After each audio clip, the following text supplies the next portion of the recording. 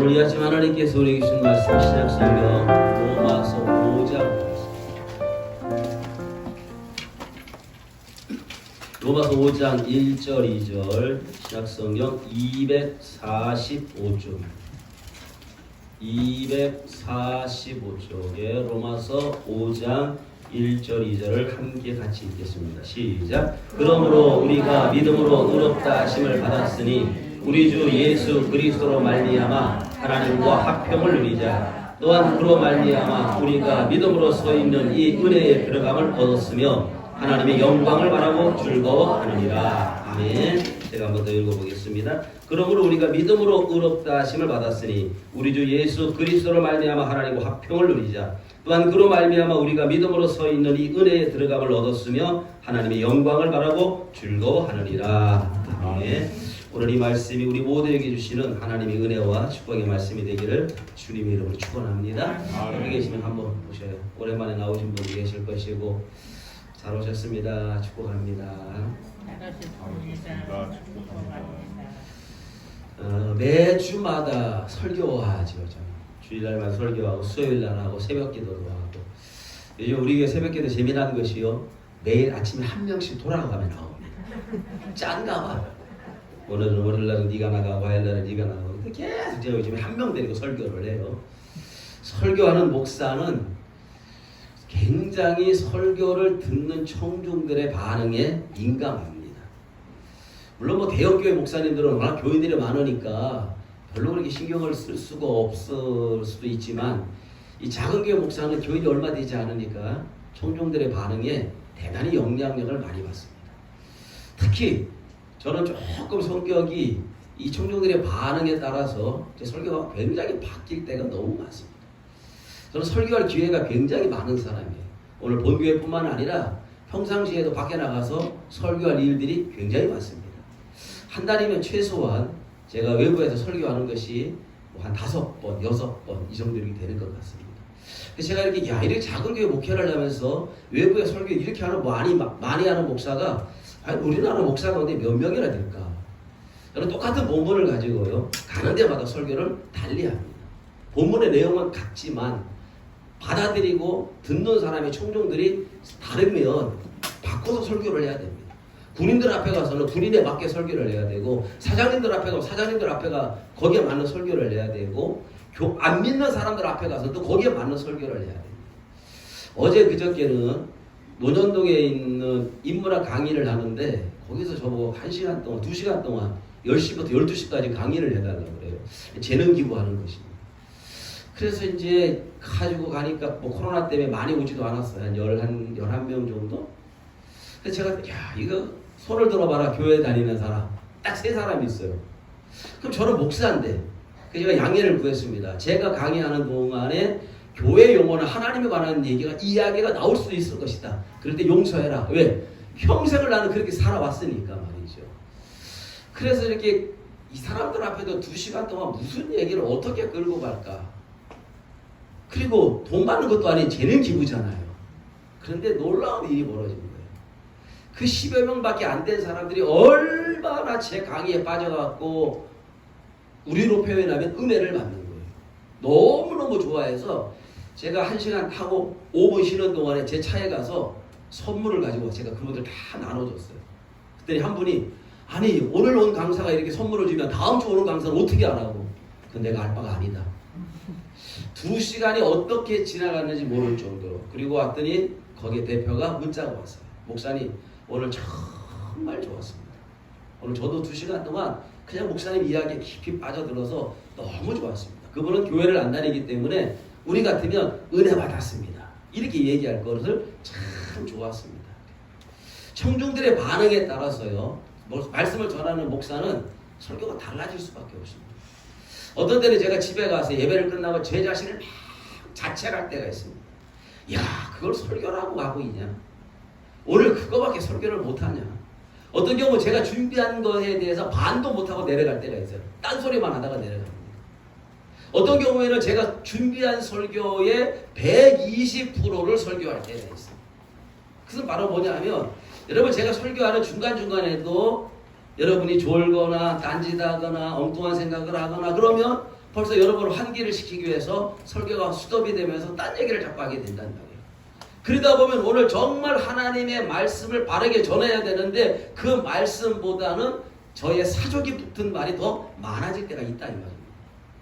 그러니까 하나님의 말씀을 받는 여러분들이 하나님의 말씀을 어떤 자세와 어떤 마음으로 받느냐. 그래서 말씀을 들으면서 그게 은혜가 될 때는 아멘도 하고 고개도 끄덕거려주고 그러면 목사가 힘이 나는 거예요.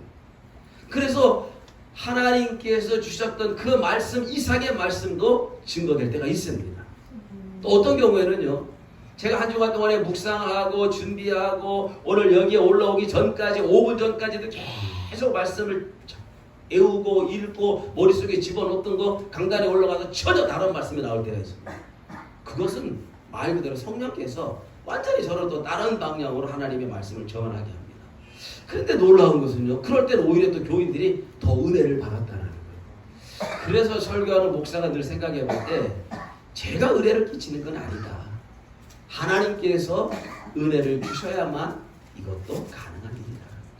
그렇기 때문에 오늘 저와 여러분들이 말씀을 전하는 자는 최선을 다해서 주의 말씀을 전해야 되고 말씀을 듣는 성도들은 정말 귀를 열고 마음을 열고 아멘하고 그 말씀 속에 깊이 들어가서 1시간이 2시간이 언제 지나갔는지 모를 정도로 주의 말씀 속에 들어가 보면 목사가 좀 시원찮게 설교해도 이 설교가 은혜가 될 줄로 믿습니다. 아멘.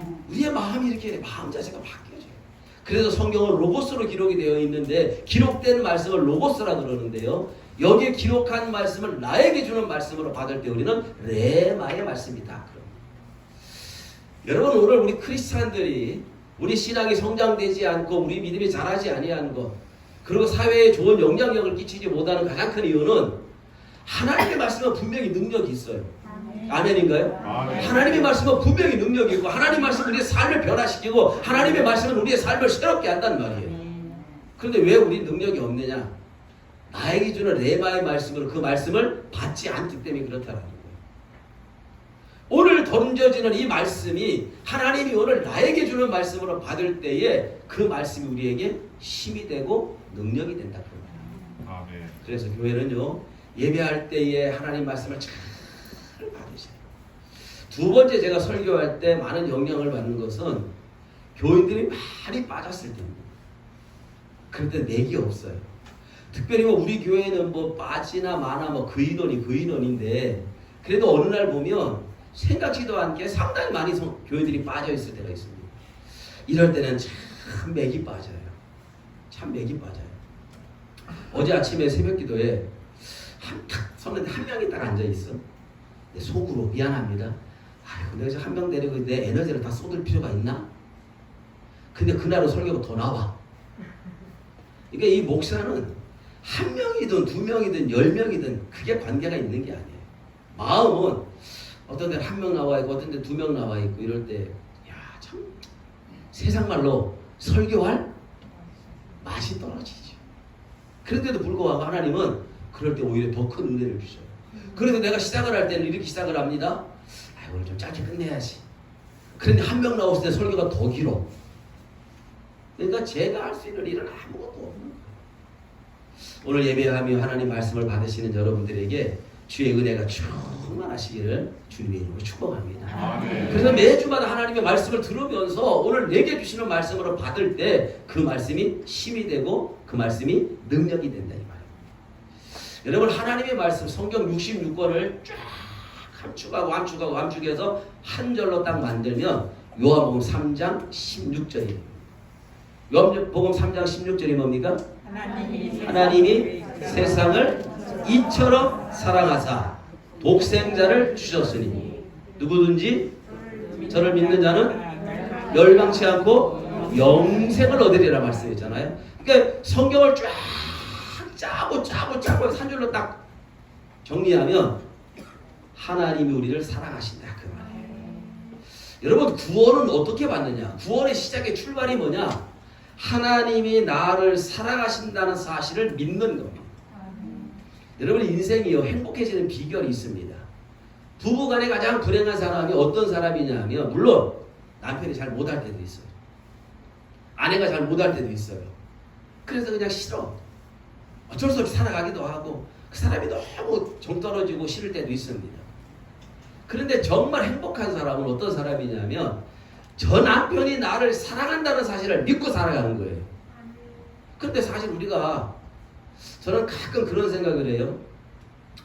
내가 다른 사람의 마음을 모른다는 것이 얼마나 은혜인지 모릅니다. 제 아내가 저를 많이 사랑한다고 할 때 제가 가끔 농담으로 이런 얘기를 해요. 아닌 것 같은데? 거짓말 같은데? 그럼 제 집사람이 뭐 도대체 뭘로 보여줘야 되느냐? 이 얘기를 해요. 근데 제가 제 아내가 저를 좋아하고 사랑한다고 얘기했을 때에 제가 그걸 받아들이지 못하면 나는 불행한 인생이 되는 거예요. 설령 제 아내가 그게 거짓말이고 마음이 없는 얘기할지라도 내가 그것을 내가 받아들이는 거예요. 아, 정말 날 사랑하는가 보다. 그러면 행복한 인생이 되는 거예요. 그리고 자꾸 그것을 받아들이다 보면 어느 순간부터 그것을 진짜로 받아들이게 되고 그렇게 행동들이 또 나오게 된다 그 말이에요. 여기서 오늘 우리가 중요한 것은요. 하나님이 나를 사랑하신다는 사실을 믿어야 된다는 거예요. 아멘. 여러분 하나님이 여러분을 사랑하신다는 걸 믿습니까? 아멘. 내가 신앙생활하고 믿음 안에 살아가면서 하나님이 나를 사랑한다는 사실을 믿지 못하는 것처럼 어리석은 것이 어디 있어요? 오늘 얼마나 많은 신앙인들이 하나님이 나를 사랑한다는 사실을 못 믿는 거예요.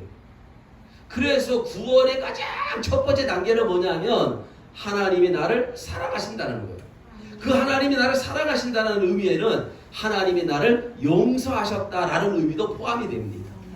여러분 내가 저 사람을 사랑하고 내가 저 사람이 사랑을 내가 아는 방법은 그 사람과 내가 껄끄러움이 없어야 돼. 그렇죠? 내가 그를 용서하고 그가 나를 용서해야만 사랑이 이루어지는 것이지 용서하지 않는데 어떻게 사랑이 이루어지는 거예요? 그러니까 하나님이 나를 사랑하신다는 사실을 내가 인정한다는 것은 하나님은 나를 용서하셨다. 하나님은 나에게 은혜를 주신다. 이거를 받아들이는 것이에요.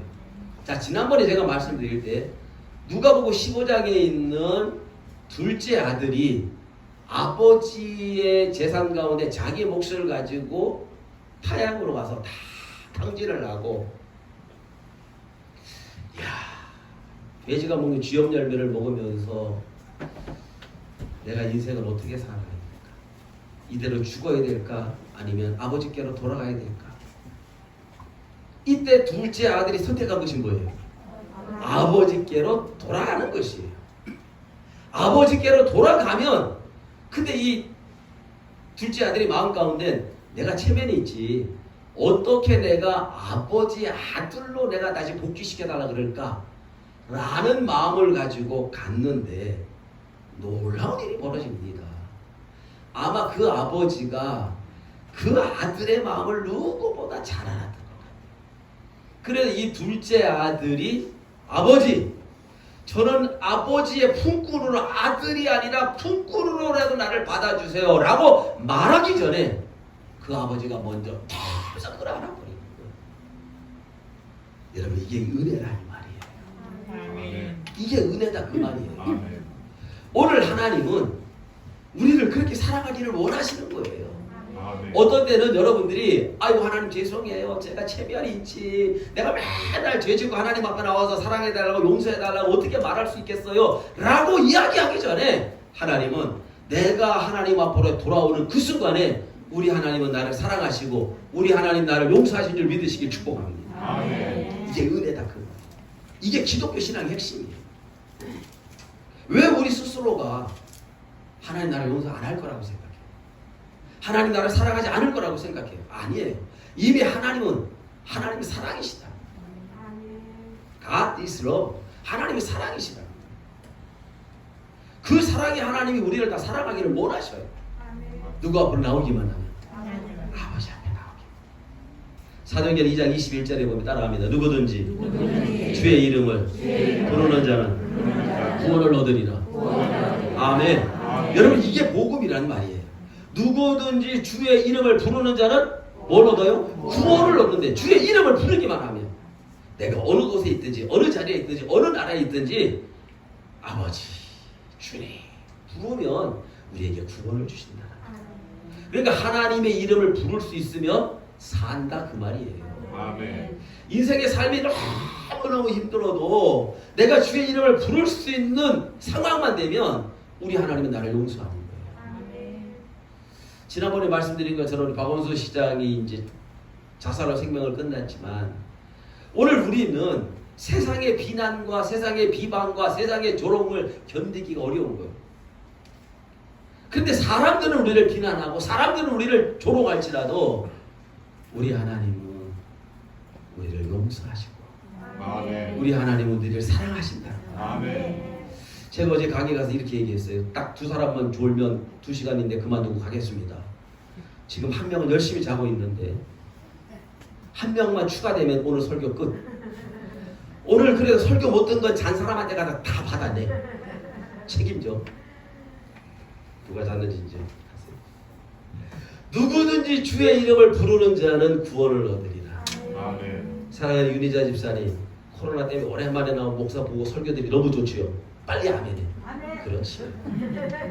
얼마나 보고 싶었겠어요. 내가 이렇게 잘생긴 목사.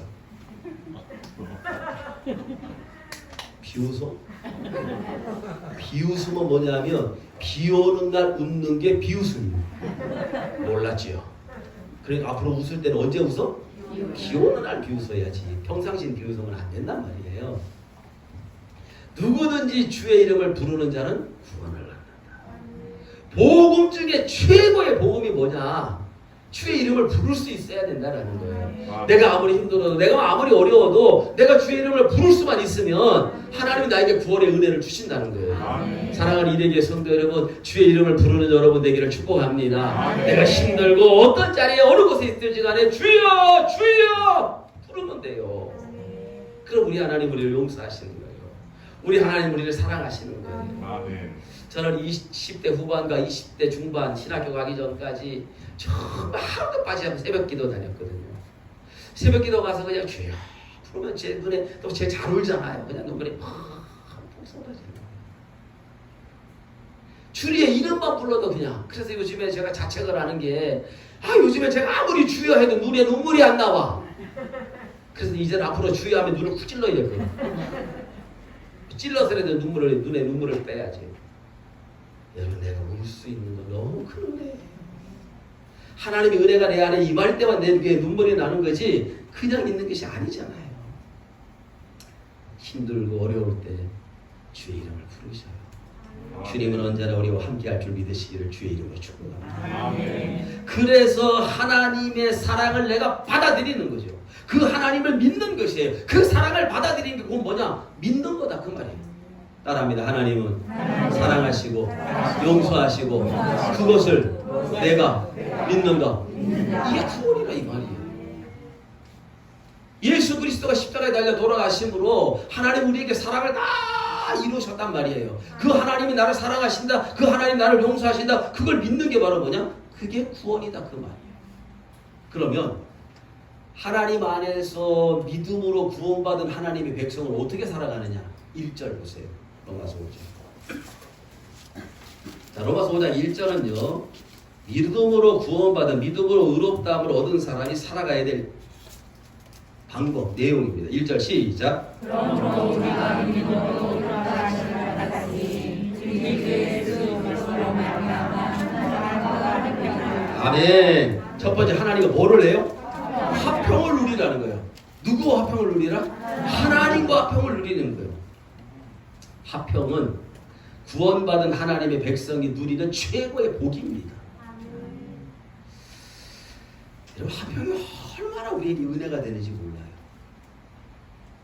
우리는 두 가지로부터 화평을 해야 되는데 그걸 반대로 얘기하면 우리의 화평을 빼앗아가는 게 두 가지가 있다는 거예요.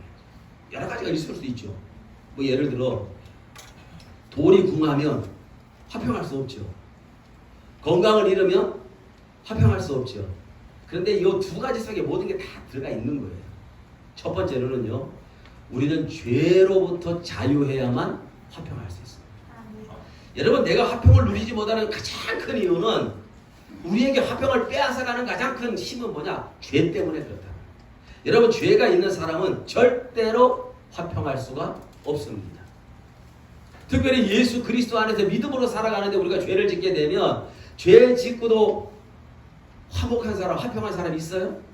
없습니다. 죄를 짓게 되면 화평이 떠나간다 그 말이에요. 죄를 갖고 있으면 화평이 떠나가요. 죄를 짓게 되면 우리는 하나님의 종이 아니라 죄의 종이 됩니다. 요즘에 금요일날, 토요일날 하는 그 편의점 샛별이라는, 샛별인가 은별인가? 은별이는 박옥선 지금 딸이지. 근데 샛별이 동생이 은별이야 거기에. 편의점 샛별이라는 그 드라마가 있어요. 거기에 보면 주인공 샛별이 동생이 은별이에요. 근데 은별이가 샛별이하고 부모 없이 자랐어요. 그리고 언니가 동생을 잘 돌봐준단 말이에요. 근데 이 동생 애가 부모가 없이 자라다 보니까 약간 이제 삐뚤어해서 소위 아이들 용어로 얘기하면 일진 그룹의 아이들과 같이 놀게 되는 거예요.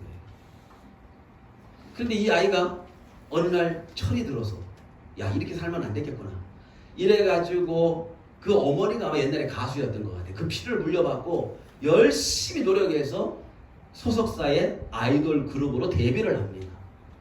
근데 어떤 문제가 생기느냐 하면 이 아이가 아이돌 그룹에 데뷔하기 전에 자기와 함께 놀았던 일진 언니들이 있잖아요. 과거에 있었던 사진들을 가지고 이 아이를 협박하기 시작하는 거예요.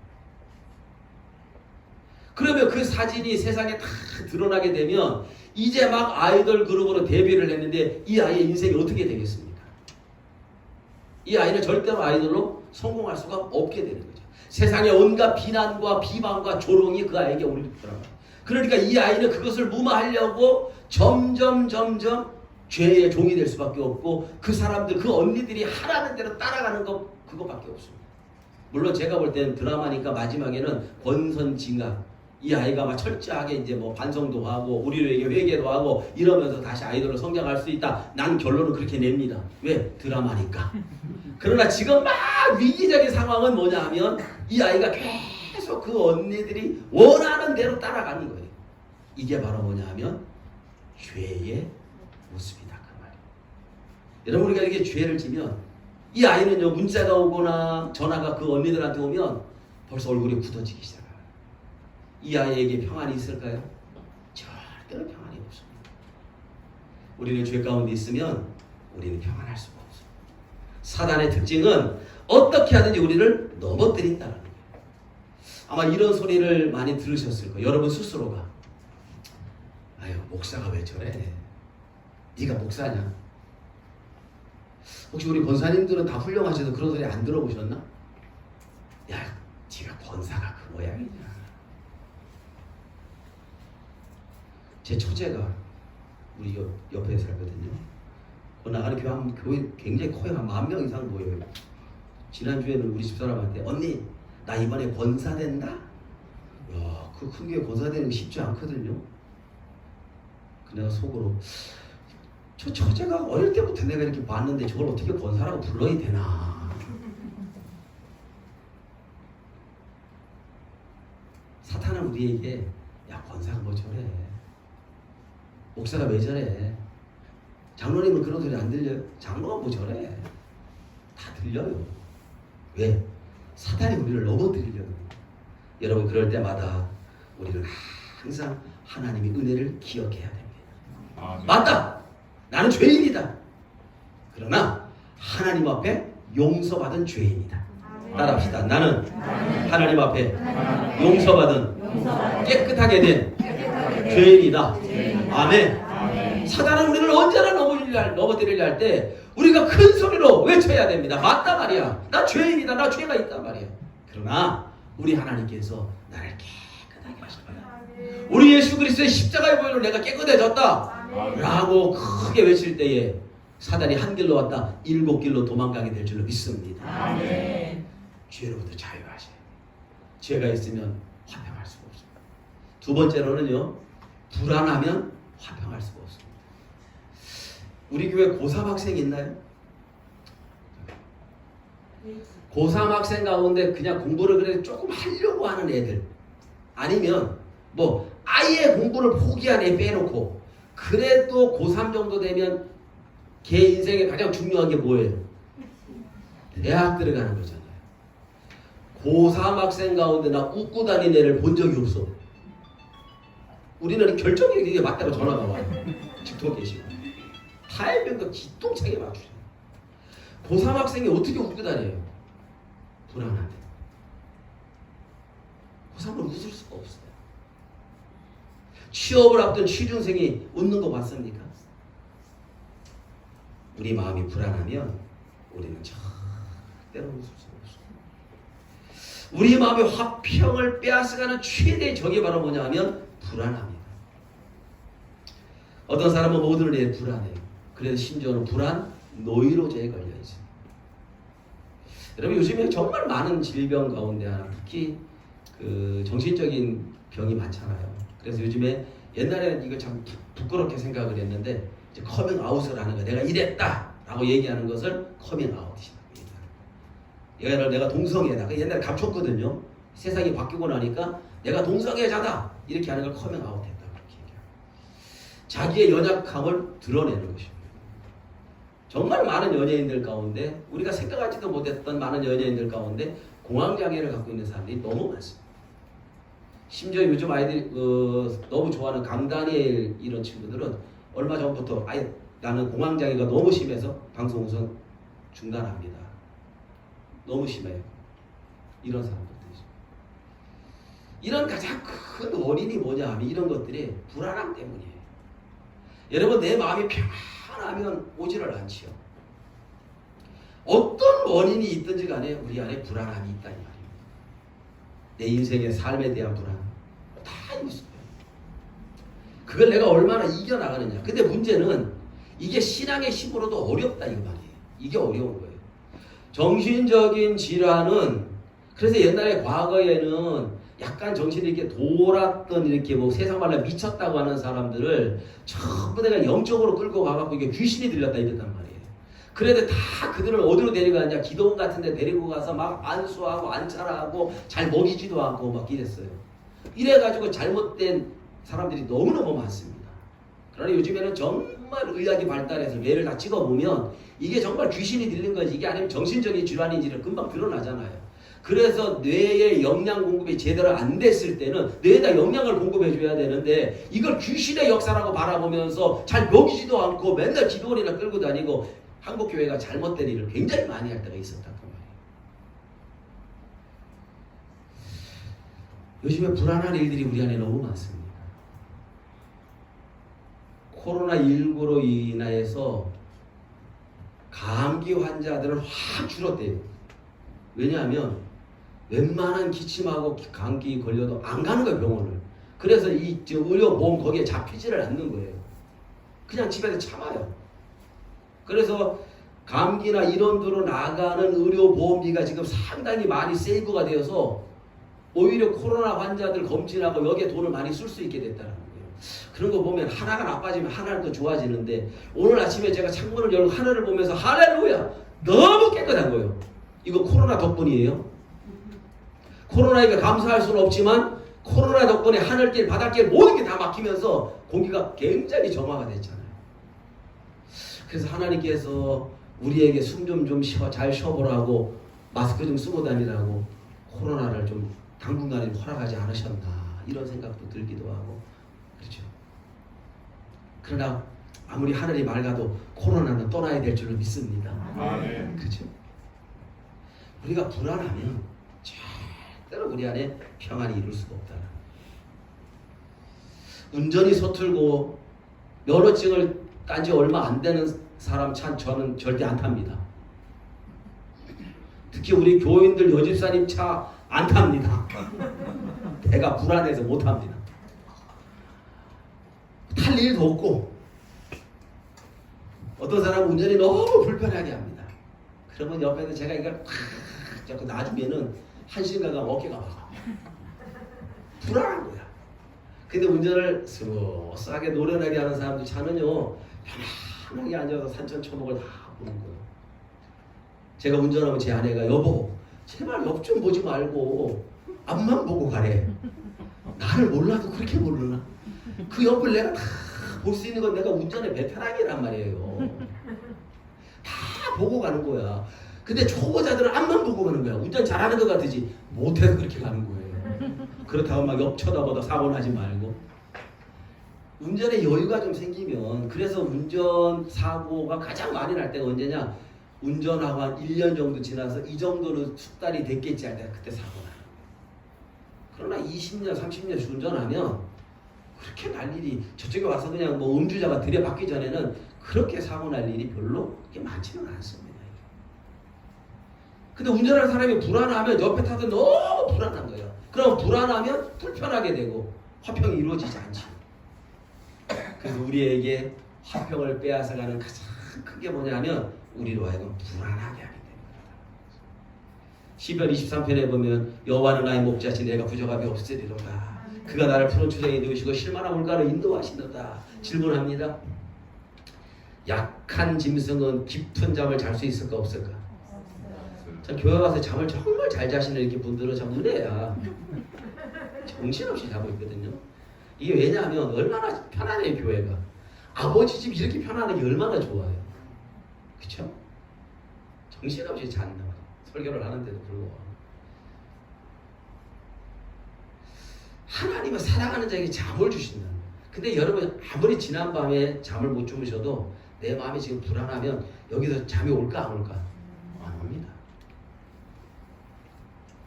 아침에 오면서 신경 안정제를 먹은 사람은 잘 수밖에 없는 거예요. 그 사람은 이해를 해줘야 돼요. 약을 먹었기 때문에 그렇습니다. 그래서 운전을 하고 할 때는 감기약 같은 걸 안 먹어야 돼요. 잘못하면 문제가 생기니까요. 그래서 어르신들을 제가 조는 거 별로 자꾸 내가 말 안 하는 이유가 있어요. 약 드시거든요. 그런데 우리 어르신들도 주일 아침에 올 때 약 먹지 말고 와요. 약발 받아갖고 잠자면 안 되잖아. 하나님의 말씀에 약을 먹어 드시란 말이에요. 나이가 드실수록 귀가 밝아져서 말씀을 잘 들으셔야 되잖아요. 정신없이 주무시고 가면 안 되죠.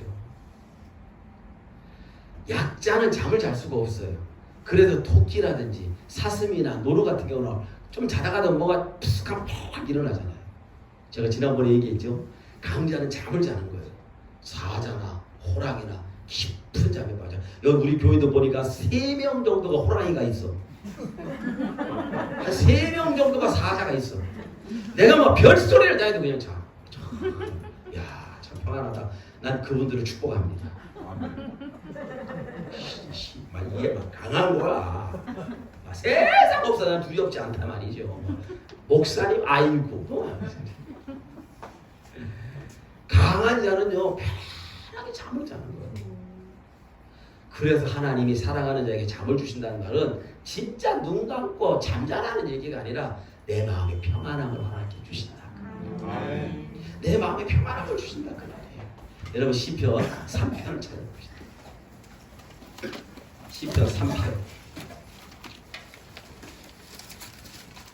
다윗이 쓴 시에 보시면 시편 3편 1절 보세요. 찾으셨어요? 자, 1절 시작.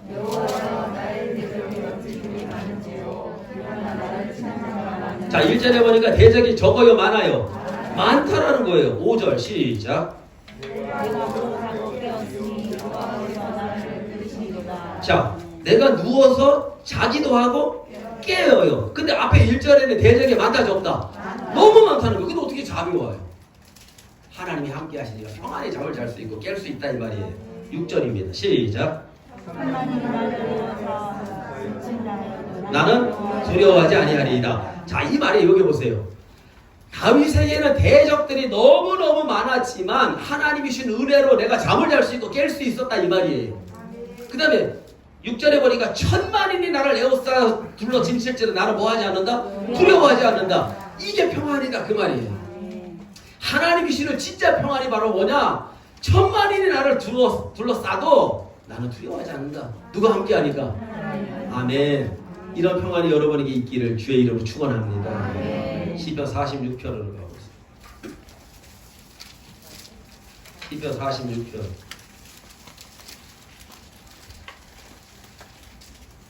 자, 읽습니다. 1절부터 3절까지 시작. 하나님은 우리에게 하시오 힘이시니 환난 중에 만날 큰 도움이시라. 그러므로 땅이 가냐든지 산이 들려 바다 가운데 빠지든지 바다가 수산하고 뛰놀든지 물이 넘치고 산이 흔들릴지라도 우리는 두려워하지 아니하리라. 아멘. 자, 이런 상황 가운데서도 하나님이 나와 함께하면 나는 요동하지 않고 두려워하지 않고 여러분 하나님과 화평하시고 가족들과 화평하시고 성도들과 화평하시고 화평을 이루는 사람 되시는 거예요. 죄를 떠나고 불안에서 벗어나고 하나님을 믿음 가운데 살아갈 때에 우리에게 주신 하나님의 최고의 축복이 평안이에요. 마지막 말씀을 드립니다. 여러분, 아무리 좋은 집에서, 큰 집에서 좋은 차를 타고 다녀도 마음이 불안하면 불편해요. 작은 집에서 작은 차를 타도 마음이 편안하면 평안할 수 있다. 뭐 할 수 있으면 큰 집에도 살고 큰 차 타고 다니는 게 좋죠. 제가 보니까요, 가장 평안한 사람은 큰 차 타고 다니는, 기차 타고 다니는 사람. 자기는 뭐 너무 편하고 좋대. 하나님의 평안이 이 어려운 시대를 살아가지만 오늘 저와 여러분 속에 충만하셔서 하나님 때문에 평안하시고 하나님 때문에 행복하시고 하나님 때문에 기쁨이 충만하시기를 주님의 이름으로 축원합니다. 살아계신 아버지 하나님 감사합니다. 하나님의 평안이 우리의 평안이 되게 하시고 날마다 하나님과 더불어 화목하며 살아갈 수 있는 이레교회 성도들 되게 하여 주시옵소서. 예수님의 이름으로 기도합니다. 아멘.